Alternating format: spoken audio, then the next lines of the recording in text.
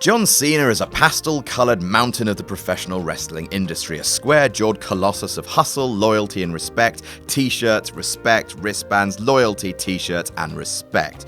He is a money printer that AA's parents write in their merch-buying wallets, and he has a tiny army of rainbow-coloured child soldiers who shriek for him with a timbre and volume that would kill a bear. He is the ultimate goody two-pumps and virtue-made flesh, lots and lots of flesh. But truth is, John Cena has done dreadful things as a babyface. He's proven time and again that he's no role model, if only the kids would notice. I'm Adam from WhatCulture.com, and here are the 10 most heel things John Cena ever did as a babyface. Number 10, whining and complaining after pinning himself. No one likes a sore loser except for thousands of John Cena fans apparently. Big Match John was wrestling Cinnamon Pastry Punk for his WWE title at Night of Champions in 2012, and the match ended with a somewhat screwy finish. Cena German suplex Punk off the second turnbuckle, and the referee counted the pin 1, 2, 3. However, both men's shoulders were down, so the match ended in a draw, which was John Cena's fault because he didn't bridge properly. But Cena wasn't done, no sir. He took to his feet and started badgering the referee to reverse the decision or restart the match, despite neither of those things being what would happen at that point. He complained for ages, saying stuff like, "You want to end this on a draw? Hey, can I get something?" And because the match was in Boston, "But my dad's here." But my dad's here. Asking for preferential treatment because your dad's watching in the crowd is the worst. Moral of the story, if at first you don't succeed, bitch a while. Number 9, cuckolding Ryder. The Embrace the Hate storyline can be summed up in one word, and that one word is wow, I really, really hate the stupid career-ruining Embrace the Hate storyline. Zack Ryder got over by himself in 2011, and we all know that by now. Zack had recently started dating Eve, become US champion, and was on top of the world. Then Kane crippled him, gave him injuries that cost him his championship, and left him in a wheelchair. But hey, at least he still had some companionship, right? At least he still had that cherished spark of romance to light a candle of hope in the gulf of darkness. Enter Cena. Eve was being kidnapped by Kane when John Cena stepped in to save her. Eve then planted a kiss on John, who barely resisted at all, before all the way reciprocating. The camera then panned right to see Zack watching them, heartbroken. WWE have never, and I repeat, never released anything as funny as this clip. Look at his little box of chocolates. But we shouldn't laugh, Cena was diabolical here. He made out with his crippled pal's girlfriend in front of him. He is the bad man.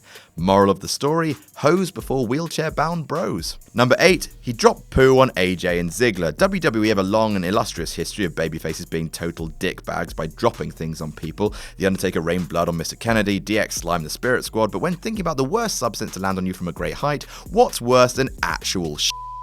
Well, I mean, bricks, I guess, but shut up. John Cena was feuding with Dolph Ziggler in late 2012. AJ had recently turned heel, double-crossed John and allied herself with Dolph. Cena, furious at being treated exactly how he treated Zack Ryder, decided that revenge is a dish best served with a huge turd on it, dropping poo on the couple as they toasted the new year. First of all, where did Cena get all that poo? Did he have a whip round in the locker room? How much of it is the Big Show's? And second of all, feces is one of the most infectious substances there is, even if it's not human. That's an awful thing to do to a person, and Cena dropped it on them. Why?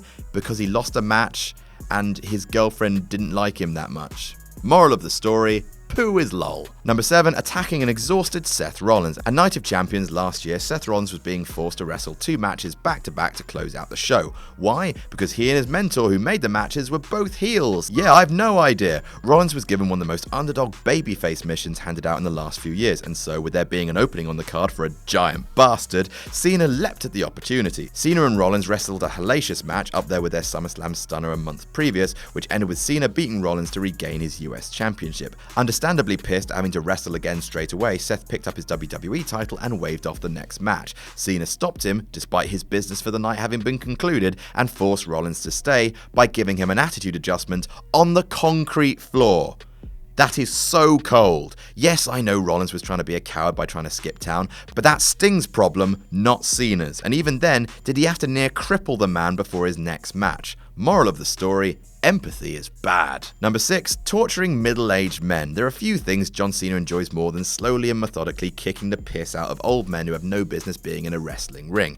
In the last 5 years alone, Cena has rained pain on at least 3 old dudes who are no longer professional fighters and try to do it to a 4th. In 2011, he knocked around Michael Cole for what felt like 3 days before covering him in barbecue sauce. It was a slow-motion murder traveling beyond funny into deeply uncomfortable. In 2012, he performed a similar autopsy on John Laurinaitis tendonitis at the Over the Limit pay-per-view. Again, Big Johnny was no nice guy, but did that mean we had to watch Cena methodically dissect the 47-year-old man for nearly 15 long minutes? In 2014, John Cena locked Paul Heyman in an office and told him he was going to fight him later in the night. Again, this was despite Paulie being a non-wrestler, and again, despite Cena supposedly having a higher moral code. If Brock hadn't intervened, Cena would have beaten up a 49-year-old civilian on live TV.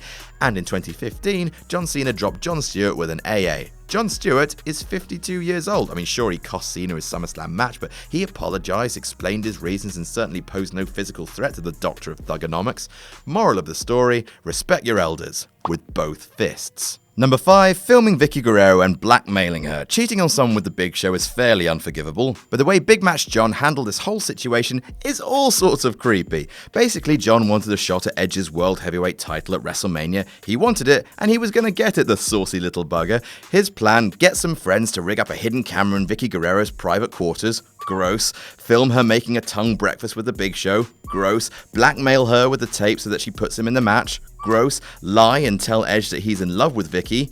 What? And then reveal the tape anyway, despite Vicky giving John exactly what he wanted. John Cena is a reprehensible human being. Moral of the story, take care of business. Someone else's private business. Number 4, all I quit matches. Literally the entire point of an I quit match is that the pain stops when someone says I quit. You have to stop hurting them or the stipulation has no meaning. It's like torturing someone for information. The person spills the beans and then the torturer keeps going. There's no justification to it. So of course, Cena's done it.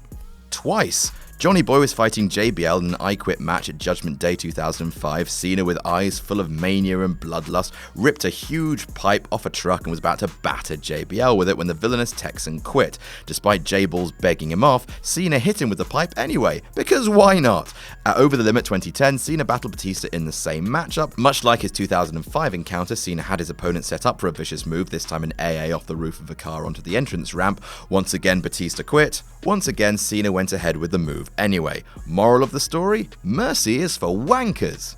Number 3, clotheslining a ref for doing his job. Now, it's understandable why Cena would be narked off during his match with Rob Van Dam at ECW One Night Stand 2006. After all, I'd be a little short-tempered too if an entire crowd full of people had spent the last 15 minutes telling me to go f*** myself. To be honest, that happens a lot in WCPW, but that doesn't excuse laying hands on a ref, a working man just trying to perform the duties assigned to him. Cena had RVD locked in the STF, but refused to release it when Rob reached the ropes. A dick move by itself right there. The ref had to physically pull Cena off of Van Dam, and after being rightfully berated, Cena shoved the ref, who, provoked, shoved back. Cena then decked the poor man with a clothesline. Cena cares not for your job title. Cena cares only for Cena. Moral of the story, swing a fist for the working man. Number 2, making Paul Heyman eat soap. Now, I understand that Paul Heyman had a fairly heinous ponytail back in the day. Does that excuse Cena pinning the man down and forcing him to eat a bar of soap on an episode of SmackDown in 2004? I mean, that's poisonous. That's going to make him really sick. What's wrong with you, John? What happened to you to make you this way? I fear you, Jonathan. I fear the way you are. Moral of this story, shut the f*** up and eat this soap. And number 1, screwing Ray Ray. This is the big one. What is the justification behind this? In 2011, CM Punk beat John Cena for the WWE Championship at Money in the Bank and absconded with the belt, forcing Vince to fire John and hold a tournament for a new champion. And the fans were jubilant when Rey Mysterio overcame The Miz in the final and was crowned WWE Champion for the first time in his long career. He's finally done it! And then Cena happens. See, since Vinnie Mac was relieved of his duties by Triple H, turns out Cena wasn't fired, he never is, and that Rey Mysterio would have to defend his newly won title on the very same night, not even 2 hours after he was crowned. And Cena agreed to this. Now, surely the noble thing to have done would have been to accept the match but have it happen next week, give Ray Ray a chance to rest up at least. But nope. Nope. Johnny Boy took his shot at a fatigued Mysterio and dethroned him a mere hour and a half into his first and only dalliance with the WWE Championship. Bafflingly, the two men shook hands in a display of sportsmanship once the match was over. Did Ray get a rematch against Cena for the title? Ha ha ha! Did he? Moral of the story, gotta do me, buddy. Gotta do me. And that's our list. Did we miss any out? Tell us about it in the comments, and don't forget to like, share, and subscribe. You can follow me on Twitter here. I'm Adam from WhatCulture.com, and I'll see you soon.